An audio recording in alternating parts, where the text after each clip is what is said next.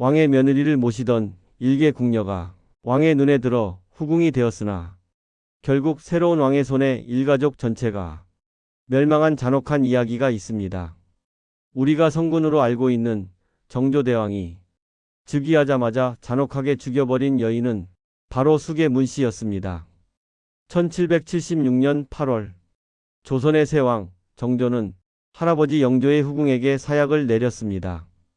그녀는 한때 영조의 총애를 독차지하며 궁궐을 호령했던 후궁이었고 2명의 공주를 낳고 종일품 수기까지 올랐던 여인이었습니다. 때는 1751년 11월 창경궁에 깊은 슬픔이 드리워졌습니다. 영조의 맏며느리 현빈조 씨가 병으로 세상을 떠난 것입니다. 현빈이 병환으로 졸하니 상께서 매우 애통해하시며 친히 빈전을 찾으셨다. 영조는 사랑했던 며느리의 죽음에 크게 슬퍼했습니다.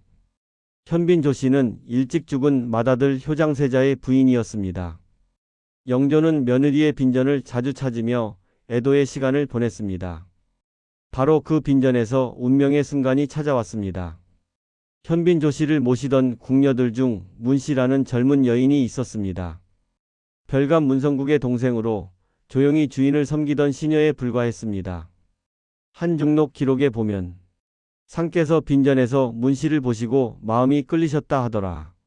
영조의 눈에 상복을 입은 젊은 궁녀가 들어왔습니다.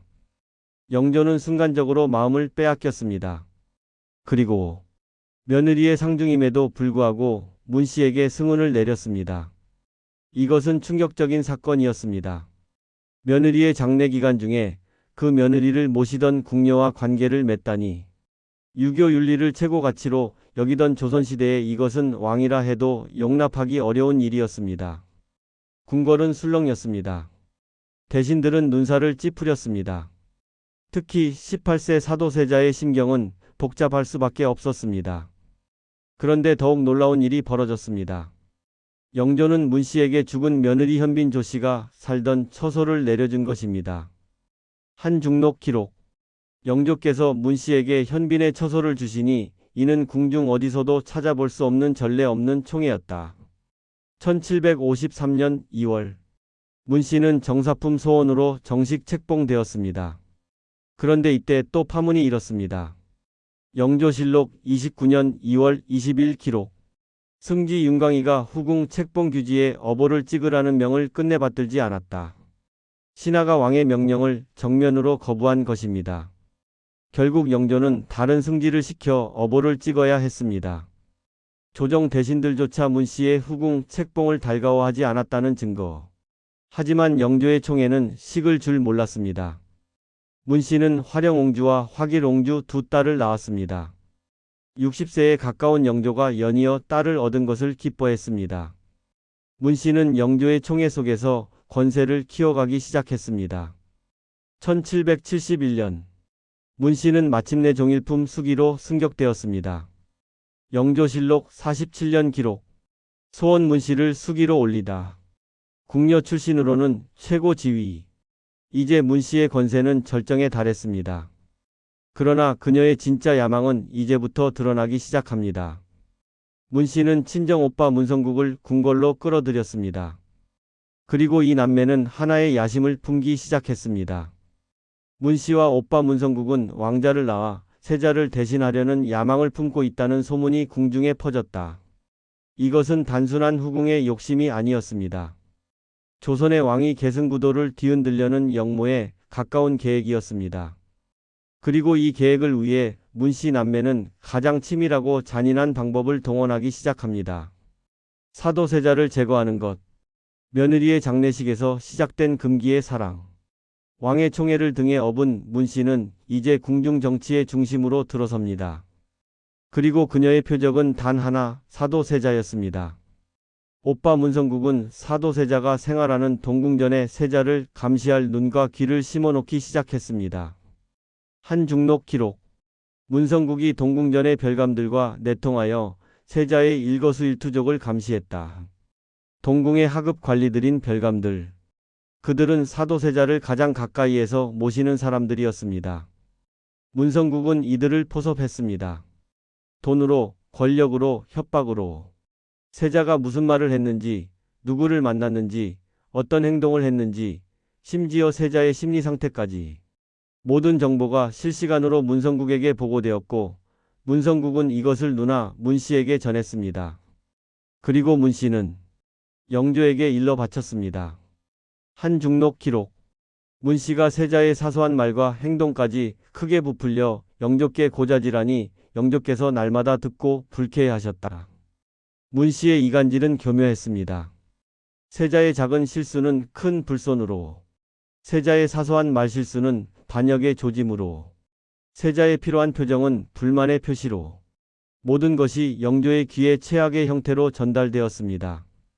한중록 해경궁 홍씨의 절규. 영조께서 원래 의심이 많으셨는데 문 씨가 날마다 고자질하니 부자 간의 정이 갈수록 멀어졌다. 영조께서 모르실 때도 의심하셨건을 날마다 들으시니 불쾌하신 마음에 부자 사이는 갈수록 갈라지더라. 해경궁 홍씨는 문 씨를 요녀라고 불렀습니다. 요녀, 여우 같은 요물, 나라를 어지럽히는 악한 여인, 그리고 오빠 문성국을 간적이라 표현했습니다. 간사한 역적, 궁중에서 직접 지켜본 세자빈의 생생한 증언이었습니다. 문 씨의 모함은 점점 대담해졌습니다. 가장 악랄했던 사건은 창경궁 낙선당 화재였습니다. 어느 날 낙선당에 불이 났습니다. 원인 불명의 화재. 문성국은 즉시 이것을 사도세자의 잘못으로 몰아갔습니다. 정조가 훗날 밝힌 진실. 정조실록 즉위년 5월 13일 교지. 낙선당 화재는 문성국이 일으킨 것이다. 그러나 그는 이 죄를 세자에게 뒤집어 씌웠다. 영조께서 이를 믿으시고 세자를 크게 꾸짖으셨다. 문성국이 직접 방화를 저지른 후 그 죄를 사도세자에게 떠넘긴 것입니다. 한중록 기록. 세자께서 화재 누명을 쓰고 영조께 크게 꾸중을 들으셨다. 세자께서 억울함과 절망에 저승전 앞 우물에 몸을 던지려 하셨으나 주변 사람들이 급히 말렸다. 사도세자는 자살을 시도했습니다. 아무 죄 없이 누명을 쓴 절망감에 문 씨의 야욕은 멈추지 않았습니다. 그녀에게는 치명적인 약점이 있었습니다. 딸만 둘을 낳았다는 것. 만약 아들을 낳는다면 사도세자를 제치고 왕위 계승 구도를 바꿀 수 있었습니다. 야사에는 충격적인 기록이 전해집니다. 연려실 기술 야사 기록. 문 씨가 사가에서 몰래 사내 아이를 들여와 자신이 낳은 왕자라고 속이려 했다. 그러나 영의정 이종성이 이 사실을 알아차려 계획이 무산되었다. 문 씨의 횡포는 날로 심해졌습니다. 한중록 기록. 문 씨가 영조의 총애만 믿고 궁중에서 아무도 거리낄 것 없다는 듯 행동했다. 심지어 영빈 이 씨에게까지 무례하게 굴었습니다. 영빈 이 씨는 사도세자의 생모. 나이도 많고 품계도 훨씬 높았습니다. 영조실록 기록. 대왕대비 인원왕후께서 문 씨를 불러 꾸짖으시다. 내가 어찌 영빈께 무례히 구느냐. 영빈은 내 어른이시니라. 왕실의 최고 어른 인원왕후가 직접 나섰습니다. 그리고 사도세자가 보는 앞에서 문 씨에게 회초리를 때리는 벌을 내렸습니다. 공개적인 수치. 왕실 전체가 지켜보는 앞에서의 체벌. 하지만 문 씨는 반성하지 않았습니다. 오히려 사도세자에 대한 증오가 더욱 깊어졌습니다. 한중록 기록. 문 씨가 세자를 원수처럼 여겨 더욱 심하게 모함했다. 20년. 문 씨의 이간질은 20년 넘게 이어졌습니다. 영조와 사도세자의 관계는 회복 불가능한 지경까지 악화되었습니다. 영조는 아들을 믿지 못했고 사도세자는 아버지를 두려워했습니다. 부자는 서로를 향해 마음의 문을 굳게 닫아버렸습니다. 1762년 윤호월 13일. 마침내 비극이 터졌습니다. 이모화변. 영조실록 38년 윤호월 13일. 임금이 세자를 패하여 서인으로 삼고 뒤주에 가두라 명하시다. 영조는 아들을 뒤주에 가두었습니다. 그리고 8일 후 윤호월 21일. 영조실록 38년 윤호월 21일. 폐세자가 뒤주 안에서 졸하다. 나이 28세였다. 사도세자는 뒤주 속에서 8일간 고통받다가 숨을 거두었습니다. 조선 역사상 가장 비극적인 죽음. 그 중심에 문 씨가 있었습니다. 야사에는 더욱 충격적인 이야기가 전해집니다. 연려실 기술 기록. 사도세자가 뒤주에 갇혀 죽은 후 장례를 준비하던 중 뒤주에 박힌 못을 빼느라 시간이 걸리자 문씨가 말하기를 못 뽑는 수고는 왜 하느냐. 뒤주째로 묻어라 하였다 한다. 당시 11세였던 세손 정조. 한중록 기록. 세손께서 할아버지 앞에 엎드려 아버지를 살려달라 울부짖으셨으나 아무도 들어주지 않았다. 11세 소녀는 무력하게 아버지의 죽음을 지켜봐야 했습니다. 그 주변에서 문씨는 방관하거나 조롱했습니다. 그 소녀는 절대 잊지 않았습니다. 20년 넘게 이어진 치밀한 이간질. 한 여인의 야욕이 부자를 갈라놓았고 마침내 조선 역사상 가장 비극적인 사건 이모화변을 만들어냈습니다. 하지만 그 소녀는 잘하고 있었습니다. 복수를 잊지 않은 채로 사도세자의 죽음 이후에도 문씨의 위세는 꺾이지 않았습니다. 오히려 더욱 기세등등해졌습니다. 한중록 기록.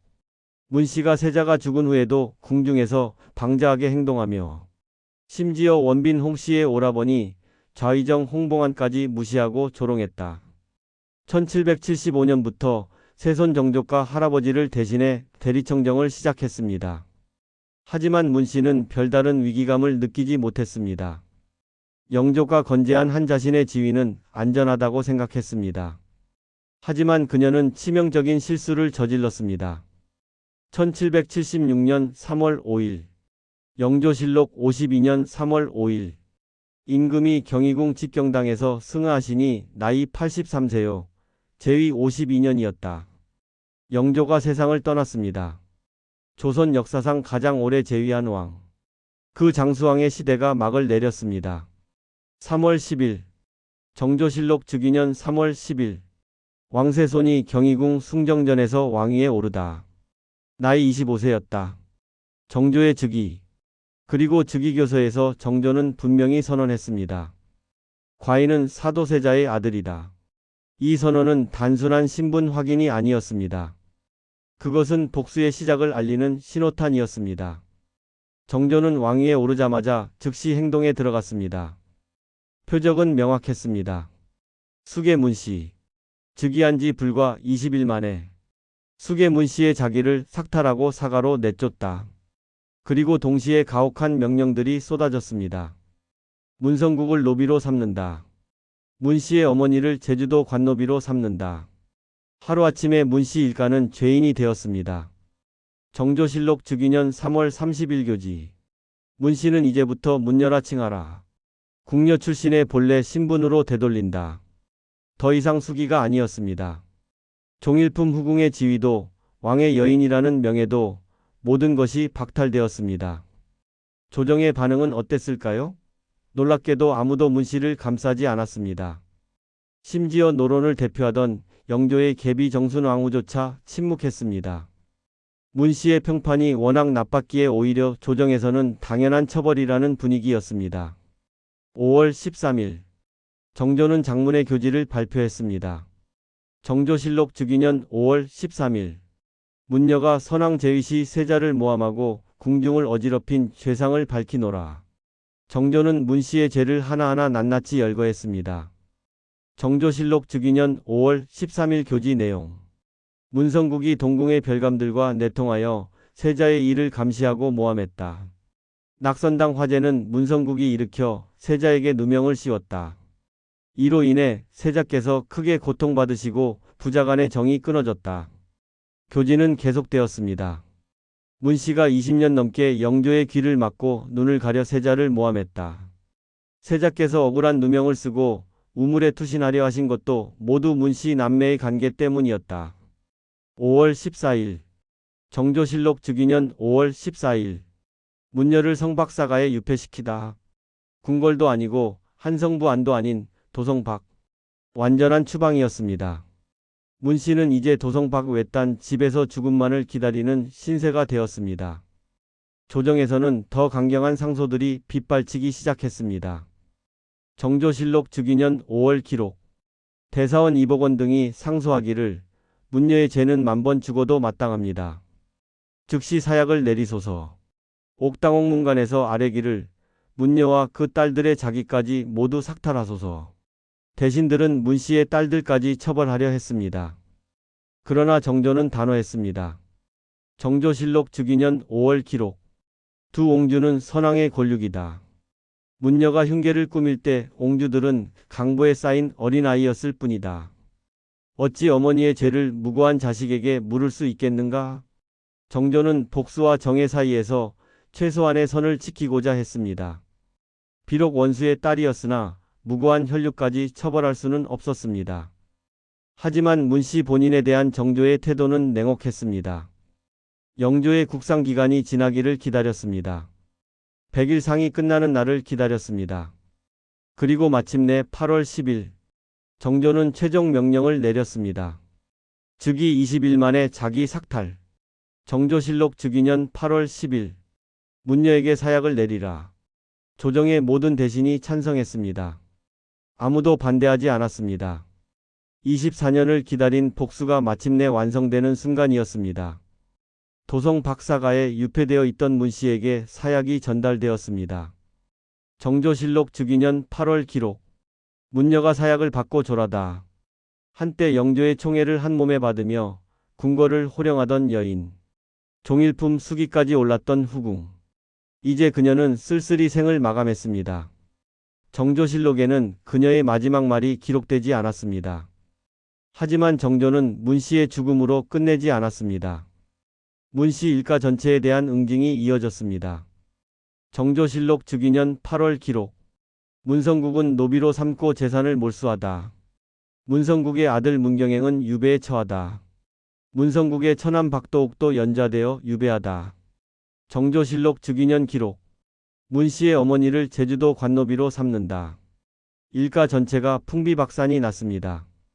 이것은 조선시대 연좌제의 가혹함을 보여주는 사례였습니다. 하지만 정조에게 문씨 일가는 단순한 후궁 집안이 아니라 역적의 무리였습니다. 문씨의 사위들도 처벌받았습니다. 정조실록 즉위년 기록. 화령옹주의 남편 심능건이 장모 문씨의 집을 마음대로 처분했다 하여 탄핵을 받다. 심지어 5년 전 요절한 화길옹주의 장래에 10만 양이나 지출한 것도 문제가 되었습니다. 문씨가 궁중에서 누렸던 호화로운 생활, 권세를 믿고 저지른 사치, 모든 것이 제목으로 돌아왔습니다. 정조는 문씨와 관련된 모든 흔적을 지워버리려 했습니다. 아버지의 원수와 그 일당을 역사에서 말살하려 했습니다. 그나마 다행인 것은 화령옹주만큼은 살아남았다는 점입니다. 정조실록 기록. 대신들이 화령옹주의 자기 삭탈을 청하였으나 상께서 허락지 않으시다. 정조는 끝까지 옹주를 보호했습니다.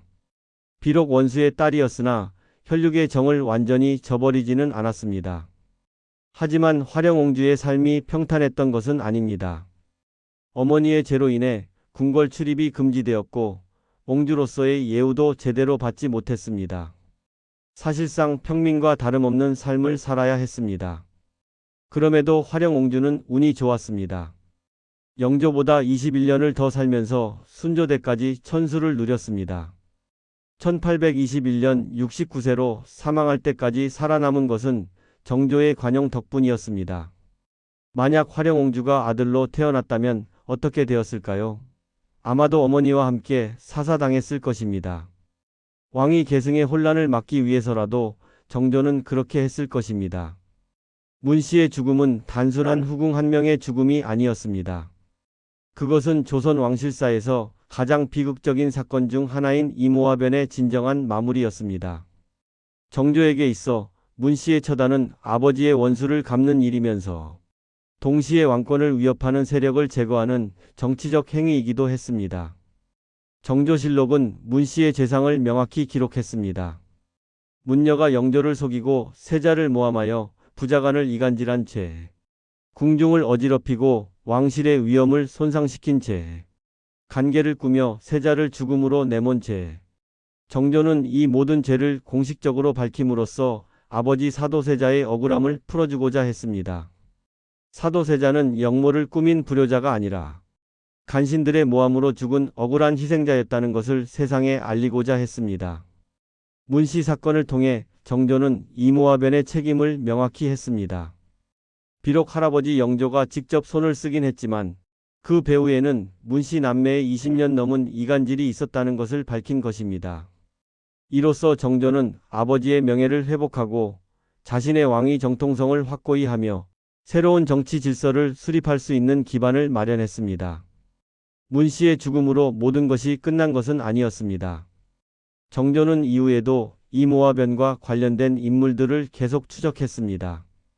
홍계이의 후손들, 김상노의 일가, 사도세자를 모함했던 모든 이들에게 역사의 심판이 내려졌습니다. 정조의 복수는 개인적 원한을 넘어선 것이었습니다. 그것은 정의의 실현이었고 역사의 바로잡기였으며 아버지에 대한 효의 완성이었습니다. 사약, 그리고 일가의 멸문. 문씨가 치른 대가는 혹독했습니다. 하지만 그것은 20년 넘게 저질렀던 악행에 대한 마땅한 응보였습니다. 문씨 사건은 조선 후기 정치사에서 중요한 전환점이 되었습니다. 정조는 이 사건을 통해 이모화변의 원한을 정리하고 새로운 정치 질서를 구축할 수 있었습니다. 노론과의 협력 관계도 안정시켰고 자신의 왕권을 더욱 공고히 할 수 있었습니다. 하지만 이 모든 것의 이면에는 한 인간의 깊은 상처가 숨어 있었습니다. 11세의 아버지를 잃은 아이의 트라우마가 24년 만에 복수로 분출된 것입니다. 정조에게 문씨의 처단은 정치적 계산을 넘어선 개인적 복수였습니다. 후대 사람들은 문씨를 어떻게 기억했을까요? 그녀는 조선 왕실사에서 가장 유명한 악녀 중 하나로 기록되었습니다. 후대 소설과 드라마에서 문씨는 항상 사도세자를 모함하고 궁중을 어지럽힌 요녀로 그려집니다. 하지만 일부 학자들은 다른 해석을 제시하기도 합니다. 과연 문씨가 정말로 사도세자를 모함했을까? 아니면 정조가 이모화변의 책임을 누군가에게 뒤집어 씌울 필요가 있어서 문씨를 희생양으로 삼은 것은 아닐까? 실제로 문씨는 궁녀 출신의 일개후궁에 불과했습니다. 그녀에게는 노론이나 소론 같은 정치적 지지 세력이 없었습니다. 마땅한 권력 기반도 없었습니다. 이런 상황에서 과연 그녀가 사도세자의 죽음을 좌우할 정도의 영향력을 가졌을까 하는 의문이 생기는 것입니다. 문씨는 단지 영조의 총애를 받았을 뿐 조정을 움직일 힘은 없었습니다. 반면 정조는 즉위 후 노론과의 협력이 필요했습니다. 이모화변으로 인한 후유증을 가라앉히고 왕실과 조정의 혼란을 수습해야 했습니다. 이를 위해서는 적당한 희생양이 필요했고 아무런 지지 세력이 없는 문씨가 그 역할을 맡게 되었을 수도 있습니다. 실제로 김상노라는 인물도 문씨와 함께 이모화변의 책임을 뒤집었었지만 그는 이미 사망한 상태여서 관작 추탈과 가족 유배로 끝났습니다. 하지만 이런 해석에도 한계가 있습니다. 한중록에 기록된 문씨의 행태가 너무나 구체적이고 생생하기 때문입니다. 태경궁 홍씨는 당시 궁중에서 생활하며 문씨의 모든 것을 직접 지켜본 당사자였습니다. 그런 그녀가 문씨를 요녀라고 표현할 정도였다면 문씨의 행동에 분명 문제가 있었을 것입니다. 무엇보다 정조의 감정이 너무나 격렬했습니다. 만약 문씨가 단순한 희생양이었다면 정조가 그토록 서둘러 그토록 철저하게 그녀를 처단했을까요? 즉위하자마자 20일 만에 자기를 삭탈하고 5개월 만에 사약을 내리는 것은 보통의 분노로는 설명하기 어렵습니다. 정조에게 문씨는 단순한 정치적 희생양이 아니었습니다. 그녀는 아버지를 죽음으로 내몬 원수였고 어린 시절 자신이 직접 목격한 악행의 주체였습니다. 11세의 세손이었던 정조는 사도세자가 뒤주에 갇혀 죽어가는 동안 무력하게 지켜볼 수밖에 없었습니다. 그런 그에게 문씨는 평생 잊을 수 없는 증오의 대상이었을 것입니다. 11세 소년의 트라우마는 24년 후 한 여인과 그 일가의 멸문으로 이어졌습니다. 문씨는 영조의 총애만 믿고 본분을 잊었습니다. 후궁으로서 지켜야 할 예를 저버리고 세자를 모함하고 부자간을 갈라놓았습니다. 일시적인 권력에 취해 왕실의 근본을 흔들었고 그 결과는 자신과 일가의 파멸이었습니다. 정조 역시 복수를 완성했지만 진정한 만족을 얻었을까요? 아버지의 원수를 갚긴 했지만 죽은 아버지가 돌아오는 것은 아니었습니다. 어린 시절의 상처가 치유되는 것도 아니었습니다. 복수는 때로 새로운 상처만 남기기도 합니다. 그럼에도 불구하고 정조의 선택을 이해할 수 있습니다. 그는 왕이기 이전의 아들이었습니다. 아버지를 모함하고 죽음으로 내몬 자들을 그냥 둘 수는 없었을 것입니다.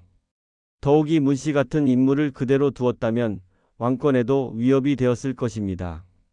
문씨 사건은 조선사에서 가장 극적인 복수극 중 하나입니다. 24년을 기다린 복수, 즉위하자마자 단행한 처단, 그리고 철저한 응징. 이 모든 것이 한편의 드라마를 보는 듯 합니다. 하지만 이것은 드라마가 아닌 실제 역사였고, 실제 사람들의 삶이었습니다. 며느리의 장례식에서 시작된 금기의 사랑, 20년 넘게 이어진 치밀한 이간질, 그리고 한 아들의 처절한 복수. 이 모든 이야기는 영조실록, 정조실록, 한중록에 생생히 기록되어 있습니다. 역사는 모든 것을 기억하고 있었습니다. 1776년 그 여름 수계문 씨는 사약을 받고 세상을 떠났습니다. 그녀의 죽음과 함께 이모화변이라는 조선 역사상 가장 비극적인 사건도 막을 내렸습니다. 하지만 그 여파는 오랫동안 조선 사회에 남아 있었습니다. 정조는 아버지의 원수를 갚았지만 동시에 새로운 정치 질서를 만들어 가야 하는 과제를 안게 되었습니다. 문 씨의 이야기는 단순한 권력 다툼을 넘어 인간의 욕망과 복수, 권력과 몰락에 대한 깊은 성찰을 담고 있습니다. 한 여인의 야욕이 어떻게 왕실을 뒤흔들었는지, 그리고 그에 대한 응징이 얼마나 철저했는지를 보여줍니다. 수계문 씨. 그녀는 조선 역사에서 가장 유명한 악녀 중 하나가 되었습니다. 하지만 그 이면에는 한 시대의 아픔과 상처, 그리고 인간의 복잡한 감정들이 얽혀 있었습니다. 권력 앞에서의 겸손, 타인에 대한 배려, 그리고 역사의 심판에 대한 경외심. 이것이 우리가 문 씨의 이야기에서 얻어야 할 교훈이 아닐까 합니다. 오늘 이 이야기가 여러분에게 어떤 의미로 다가갔는지 궁금합니다. 역사 속 인물들의 삶과 선택을 통해 우리는 현재 우리 자신을 돌아볼 수 있습니다. 권력과 복수, 원한과 용서에 대해 생각해보는 계기가 되었기를 바랍니다. 이상으로 조선 역사상 가장 극적인 복수극 중 하나인 수계문 씨와 정조의 이야기를 마칩니다.